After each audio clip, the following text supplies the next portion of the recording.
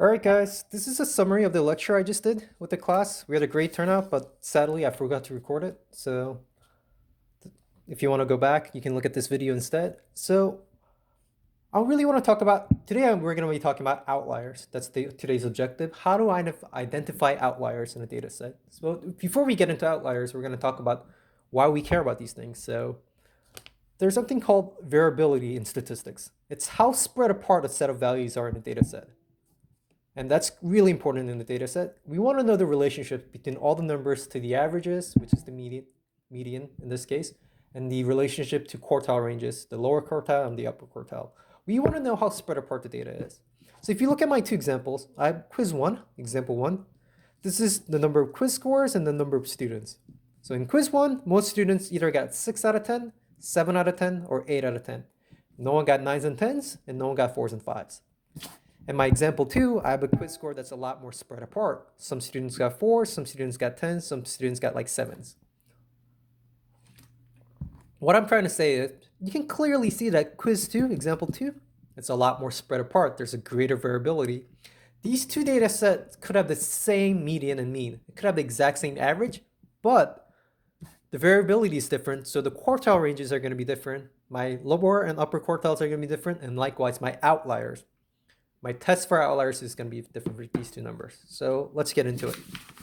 The example I used earlier today was 1, 2, 3, 5, 6, 7, 8, 8, 11, 22, and 30. So first thing I'm going to do, I'm going to find the 5-number summary. 5-number summary.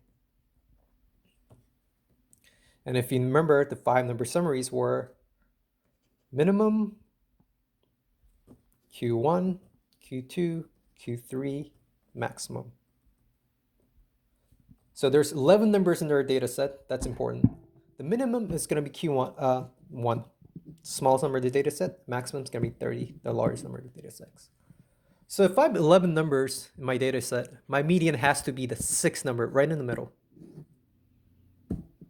Median. That's my Q2, the median. I have M with 3 curves for some reason. Median is going to be 7. To find the Q1, which is the lower quartile, I'm basically covering up all the numbers starting with my median. And I'm finding the median of those 5 numbers, 1, 2, 3, 5, and 6. My median is going to be the 3rd number, right? It's going to be 3. Lower quartile is 3. Same thing for upper quartile. I'm covering up the first numbers all the way up to the median because it's an odd number. And it's going to be 8, 8, 11, 22, and 30. That's 22, by the way. So my Q3 is going to be 11. Q3 is my upper quartile.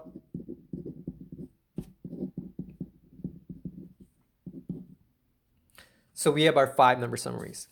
So just as the range is the maximum versus the minimum, we need to find the IQR, which stands for interquartile range. It is Q3 minus Q1, which is 11 minus 3 equals 8.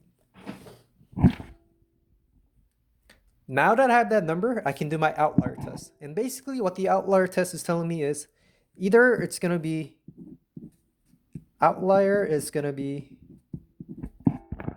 less than Q1 minus IQR times 1.5, or the outlier has to be bigger, it's symmetrical, right? Q3 plus IQR times 1.5. So let's find some outliers for this data set. My interquartile range is 8. QR equals 8. IQR times 1.5 equals 8 times 1.5. A quick way to do this in your head, that's 8 times 1 plus 8 times 0.5, which is half of 8. So 8 plus 4 equals 12. So my outlier has to be 3 minus 12. Outlier is, because that's Q1 minus IQR times 1.5. Or outlier is, as we said, Q3 plus IQR times 1.5. It's going to be greater than 11 plus 12, which is 23. So any number that's less than -8 is going to be an outlier. Any number that's greater than 23 is going to be an outlier. So let's graph this. Oh, actually, let's identify my outliers. I have no numbers less than -8. I don't even have any, -9, sorry. I don't even have negative numbers. I have no lower outliers that's less than the median. But I do have an outlier here, right? 22 is not an outlier because it's smaller than 23. So any number bigger than 23, 24, and so on, 30 is an outlier. My only outlier is 30.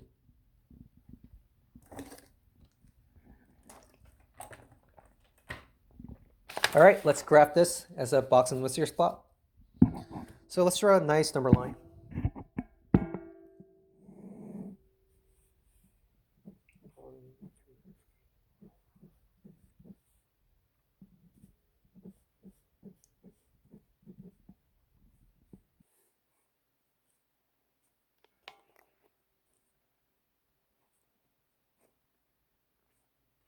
I don't like this. Let's try again.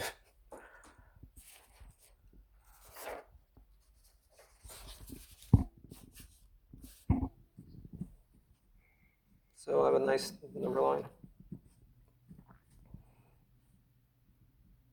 Start at 1,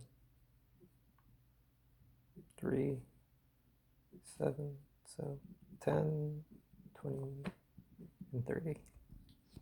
That's just a number line. And we can have negative numbers there. Well, I'm gonna start with the box first, right? I know my median's at 7. So at 7, there's my median. My Q1's at 3.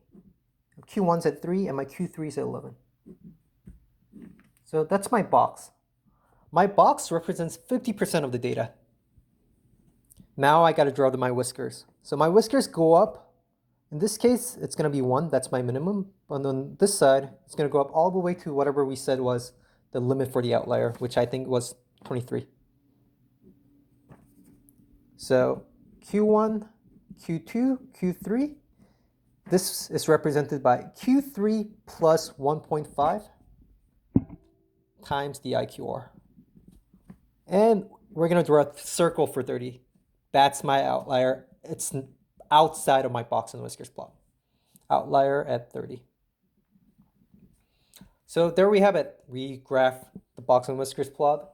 We found the 5 number summaries, and we found the little outlier. So there's a few things I wanted to go over. One of the things was what happens if there's an even number. So let's go back to our 5 number summaries.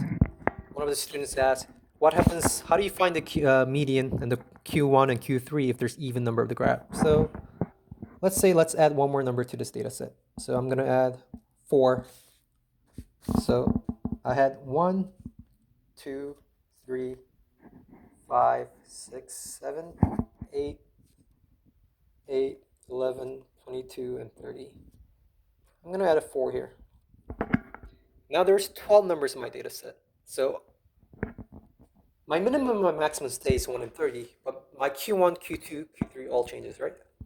How do we find a new median? Well, I have 12 numbers here, so it's going to be 6 and 7 are my 2 middle numbers.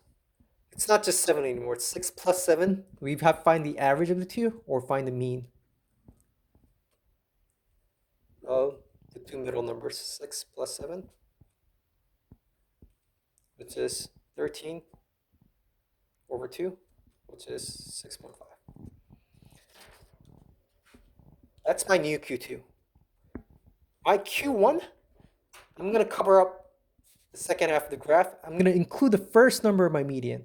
So I'm finding the new median of these 6 numbers. So it has to be the average between what, 3 and 4, right? So it's going to be 3.5. Q3 is going to be, if I cover up all the left numbers, I have 7, 8, 8, 11, 22, 30. It's going to be the average of 8 plus 11 over 2, which is 19 over 2, or 9.5. So if I knew Q1 and Q3, my IQR changes. 9.5 minus 3.5 equals IQR equals 6. So our numbers are a little different, but let's see if our outliers stay the same. If my IQR is 6, my IQR times 1.5 is going to be 9, right? So my new test is now, let's have another sheet of paper.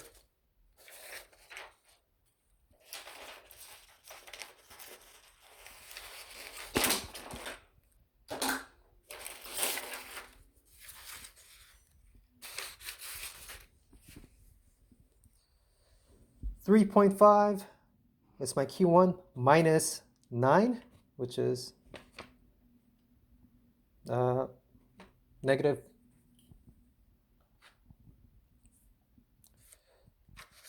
6.5. And my other one from the other side, my outlier test, it's going to be 9.5 plus 9, which is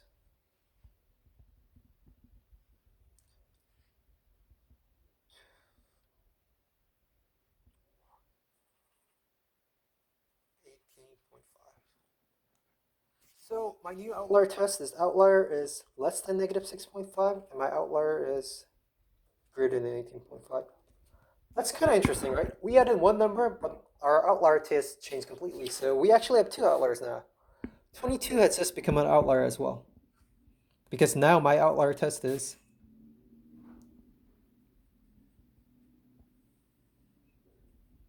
9.5 plus 9, which is 18.5. So when we graph this, we will draw the same thing. All the numbers, all the data sets stay the same, except we have different numbers, right?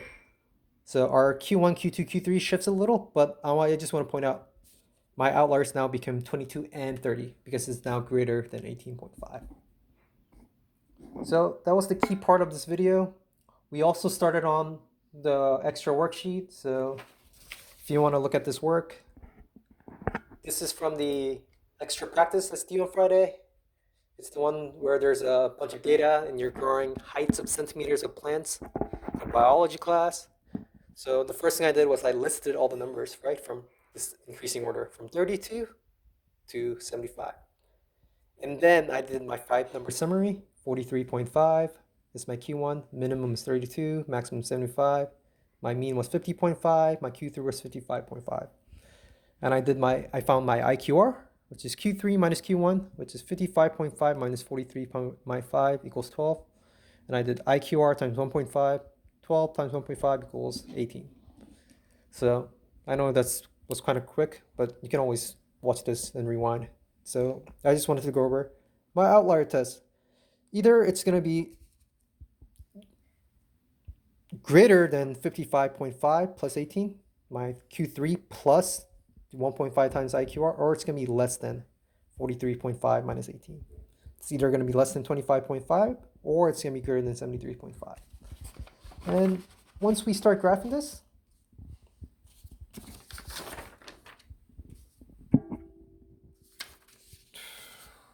yeah, let's start graphing it together. I'm going to start with the number line first. Do a nice, distributed graph. 10, 20, 30, 40, 50, 60, 70, 80. Now, looking at this nice numbers, I'm going to start with my box, which represents 50% of my graph. I said the mean was at 50.5. So it's around here. That's my mean. That's my Q2. Q1's at 43.5, around there. My Q3 is around 55.5.